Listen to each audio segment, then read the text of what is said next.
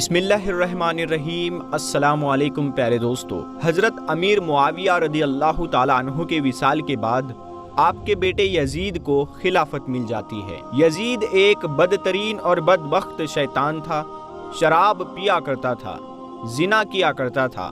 یزید کو جب خلافت ملی تو یزید سمجھ گیا کہ میری اس خلافت کو حضرت امام حسین رضی اللہ تعالیٰ عنہ کبھی قبول نہیں کریں گے۔ اسی لیے یزید نے مدینہ منورہ کے گورنر ولید بن عتبہ کو خط لکھا اور اس میں لکھا کہ حسین ابن علی، عبداللہ ابن عمر اور عبداللہ ابن زبیر رضی اللہ تعالیٰ عنہ میری بیعت کو مانے، اگر وہ بات نہ مانے تو ان پر ظلم و ستم کرنا۔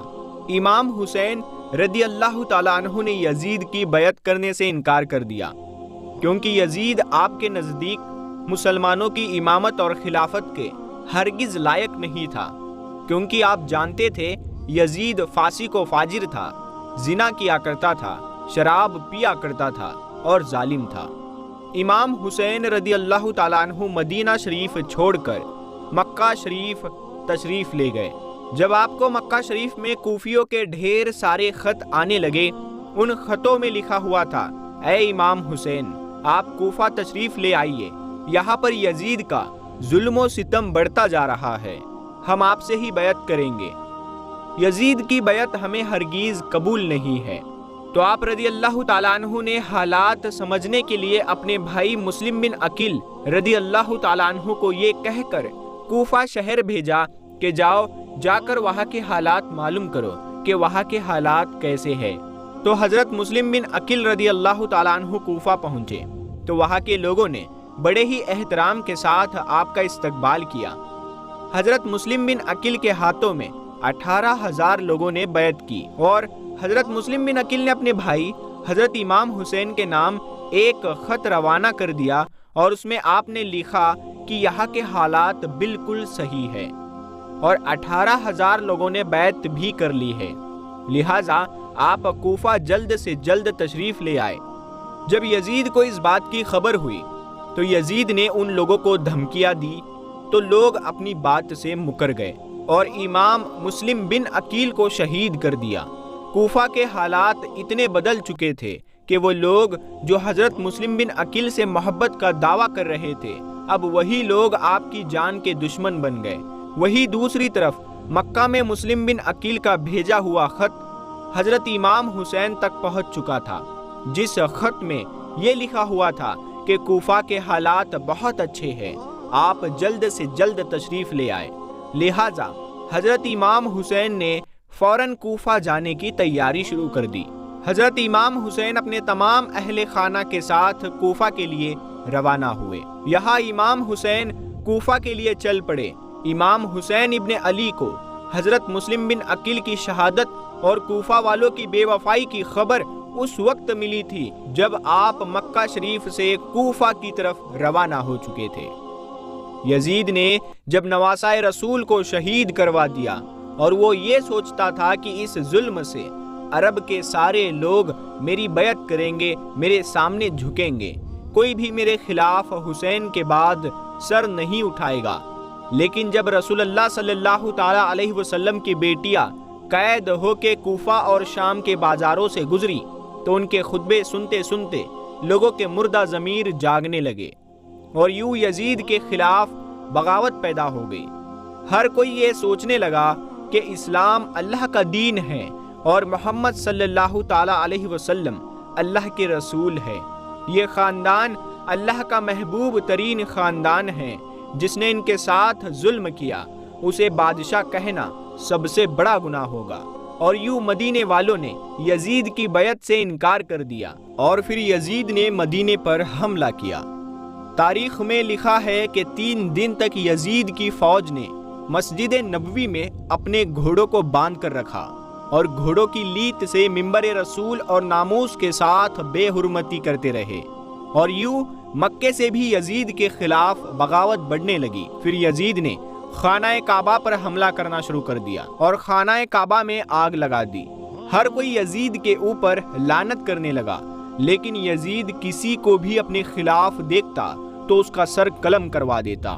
واقعہ کربلا کے کچھ ہی دنوں کے بعد یزید کی موت کا بھی وقت آ گیا۔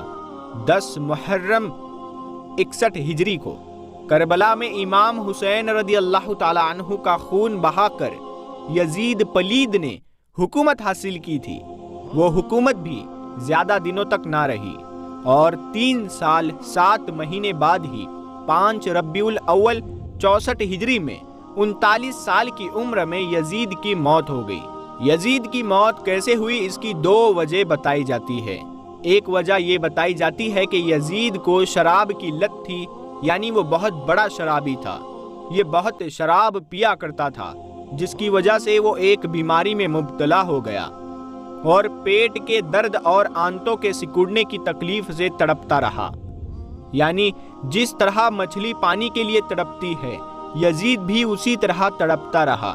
موت کے کچھ دن پہلے یزید کی آنتیں اندر سے سڑ گئی اور اس کے پیٹ میں کیڑے پڑ گئے اور یزید کا پیٹ اندر سے ختم ہو رہا تھا، یعنی یزید کی جو آنتیں تھی وہ پگھل رہی تھی۔ یزید تکلیف کی شدت سے چلاتا تھا۔ یزید جب پانی پیتا تھا تو پانی کا قطرہ حلق سے نیچے اترتا تھا تو اسے وہ اندر چبھنے لگتا تھا۔ اس تکلیف سے وہ اپنا سر پیٹتا رہتا تھا۔ اس کے محل کے لوگ یزید کو اس حالت میں دیکھ کر یہی کہتے تھے کہ یہ عذاب حسین ابن علی کو پیاسا رکھنے کی وجہ سے ہے۔ عجیب قہر الہی کی مار تھی۔ یزید کا حال ایسا ہو گیا تھا کہ وہ پانی کے بغیر بھی تڑپتا تھا اور پانی پی کر بھی تڑپتا تھا۔ یزید کو جب اپنی موت کا اندیشہ ہونے لگا تو اس نے اپنے بیٹے معاویہ بن یزید کو اپنے پاس بلایا اور سلطنت کے بارے میں کچھ کہنا ہی چاہا تھا کہ بیٹے کے منہ سے یہ چیخ نکلی اور اس نے اپنے باپ کی پیشکش کو ٹھکرا دیا اور وہ کہنے لگا کہ جس تاج و تخت پر آل رسول کے خون کے دھبے ہیں، میں اسے ہرگز قبول نہیں کر سکتا۔ خدا اس منحوس سلطنت کی وراثت سے مجھے ہمیشہ محروم رکھے جس کی بنیاد نواسۂ رسول کے خون پر رکھی گئی ہے۔ یزید اپنے بیٹے کے منہ سے یہ الفاظ سن کر تڑپ گیا اور شدت و رنج و غم میں ڈوب گیا۔ پیارے دوستو، آپ کو بتا دیں کہ کربلا کی جو جنگ ہوئی تھی یہ یزید اور امام حسین کے درمیان نہیں تھی، بلکہ یہ حسینیت اور یزیدیت کے درمیان کی لڑائی تھی، کیونکہ اگر 2 لوگوں کے بیچ کی لڑائی ہوتی تو یزید جیت گیا تھا۔ یہ سبھی کو پتا ہے۔ امام حسین شہید ہو گئے تھے اور یزید تخت تاج پر قابض ہو گیا تھا، مگر یہ لڑائی نظریات کی لڑائی تھی۔ یزیدیت ہار گئی اور حسینیت آج بھی زندہ ہے۔ ساتھ ہی اس لڑائی کے ساتھ یزیدیت کا جنازہ نکل گیا۔ وہ تخت و تاج جس کے لیے یزید نے اتنا کچھ کیا تھا، اس تخت پر اس کے اپنے ہی بیٹے نے تھوک دیا۔ یزید کو ایک ایسی بیماری لگ گئی تھی کہ اس بیماری کی وجہ سے اس کی آنتیں جلنے لگی تھی۔ وہاں کے حاکم پریشان ہو کر کہنے لگے، یہ کیسی بدترین بیماری ہے کہ اس میں پیٹ اندر سے جل رہا ہے۔ اس بیماری کی وجہ سے یزید کو اتنی پیاس لگتی تھی کہ وہ پانی کے لیے ترستا تھا، لیکن جب یزید پانی پیتا تو وہی پانی یزید کے پیٹ کو اور جلاتا تھا۔ اسی وجہ سے یزید اپنا سر پیٹتا رہتا تھا۔ یزید وقت کا بادشاہ ہونے کے بعد بھی پانی کی ایک ایک بوند کے لیے ترستا تھا۔ جب یزید اپنی بیماری کی انتہا کو پہنچ گیا تو اپنے بیٹے کو بلا کر کہا کہ میرا اب کچھ بھروسہ نہیں، مجھے موت کبھی بھی آ سکتی ہے، اسی لیے اب تو میرے تخت کو سنبھال، یعنی اب تو میرے تخت پر بیٹھ جا۔ یعنی یزید کا بیٹا معاویہ تخت پر بیٹھنے کے لیے راضی نہیں ہوا اور یزید سے کہنے لگا کہ جیسے زمانہ آپ پر لعنت کر رہا ہے ویسے ہی مجھ پر بھی لعنت کرے۔ نہیں، ہرگز نہیں، میں اس تخت پر نہیں بیٹھوں گا۔ یہ تخت نواسۂ رسول کے خون سے آلودہ ہے، اسی لیے میں اس تخت پر لعنت کرتا ہوں۔ اس کے بعد یزید کی بیماری اور بھی بڑھ گئی اور عرب کے ہر قسم کے نشے یزید کے سامنے پیش کیے جانے لگے تاکہ یزید کو بیماری کا درد محسوس نہ ہو اور وہ ہر وقت نشے میں رہے اور وہ پیاس کے لیے نہ تڑپے۔ اسی نشے کی حالت میں یزید اپنے سپاہیوں سے کہنے لگا، میرا وہ بندر کہاں ہے جو ہمیشہ میرے ساتھ رہتا ہے؟ تو پھر سپاہیوں نے کہا کہ شاید وہ جنگل کی طرف گیا ہوگا۔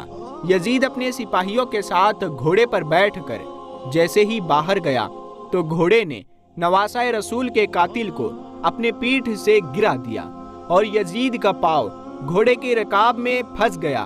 वो घोड़ा दौड़ता रहा और यजीद जमीन पर गिरते हुए उसका सिर एक पत्थर से जा टकराया, मगर वो घोड़ा ना रुका, यहाँ तक कि यजीद का पूरा जिस्म खून से लथपथ हो गया। यजीद की फौज ने जब यजीद की लाश को देखा तो वो कहने लगे, हुसैन इब्ने अली के खून की यही सजा है। यजीद इस तरह बहुत ही जिल्लत की मौत मरा, जबकि करबला में इमाम हुसैन का रोजा चमकता हुआ वहाँ पर आज भी मौजूद है और वहाँ पर लोगों का तांता लगा रहता है, मगर यजीद की कब्र कहाँ है? तो आपको बता दे, यजीद की कब्र मजूले दमिश्क में है। ये जगह दमिश्क में है जहाँ लोग कूड़ा फेंकते हैं और इस कूड़े के नीचे कहीं यजीद की कब्र मौजूद है, मगर निशान भी नहीं है कि उस जगह पर कहाँ है। लेकिन इतना पता है कि उस कूड़े के नीचे ही कहीं यजीद की सांपों से भरी कब्र है। यजीद जुल्म की इंतहा तक पहुंच चुका था और रहम व शफकत से उसका दिल बिल्कुल खाली था। फिर ऐसे लोग खुदा की रहमत के उम्मीदवार कैसे हो सकते हैं? यजीद को आज कोई याद नहीं करता, हमेशा उस पर लानत होती रहेगी। अल्लाह ताला हमें शराब, नशा और तकब्बुर से बचाए और हमेशा ईमान पर रखे और ईमान की हालत में ही मौत अता करे, आमीन। प्यारे दोस्तों, हमने आपको बता दिया यजीद के मौत की 2 वजह बताई। अब उसमें से कौन सी वजह सही है ये हमें नहीं पता, क्योंकि यजीद की मौत कौन सी बीमारी की वजह से हुई या घोड़े से गिरकर हुई, इसके बारे में अलग अलग राय मिलती है।